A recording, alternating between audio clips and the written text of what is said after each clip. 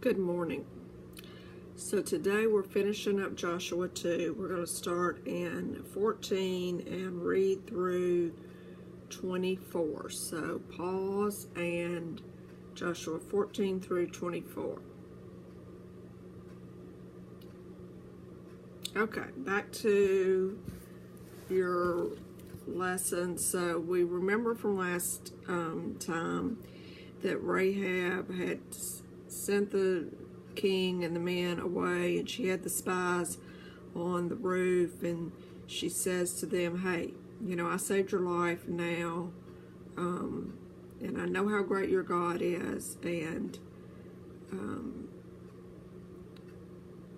you guys saved me and my family. So the two spies say, yeah, done, our lives for your lives. In verse 14, they say, we'll treat you kindly and faithfully when the Lord gives us into this land. I'm going to come back to that.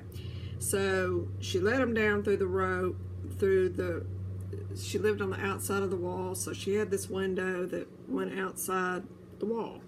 And she let them out. I don't get the two-story. I don't know. Was she right? Why did they need out of window if it was one story? I'm assuming it was 2 stories, but it doesn't really go into details there. So she says, go into the hills and hide and, be sensible about this. The Lord will protect you, but you got to be sensible. And then the men said to her, okay, this is only going to be binding for three things. You got to keep the scarlet cord in the window, the one that you let us down by. It's got to still be there. 2, your family's got to be in this house, because we can't differentiate your second cousin from Adam. So you got to keep your family in your house. And if you tell anybody, so if there's like 1,000 cords standing out the windows when we get here, not going to happen. Or if you tell anybody and they come after us, not going to happen. So she said, agreed, and so they left. And they were in this pact. They had this pact. So the scarlet cord, by the way, is symbolic of Passover, some people say. Anyway, so the men leave, and they went into the hills. They stayed for 3 days, and the bad guys didn't find them. And so they came back to camp where Joshua was, and they said, the Lord's surely given us the whole land, and the people are melting in fear. So to me, this chapter is kind of about faith.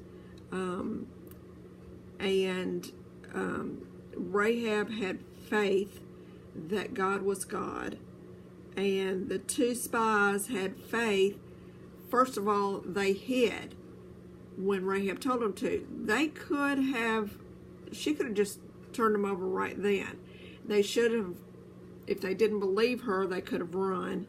Through the whole thing, it's saying that I know the Lord, when the Lord has given them over. This faith that you won't tell, this faith that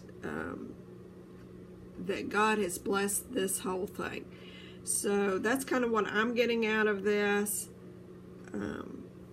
Besides, it's a great story. And next time we'll start chapter 3.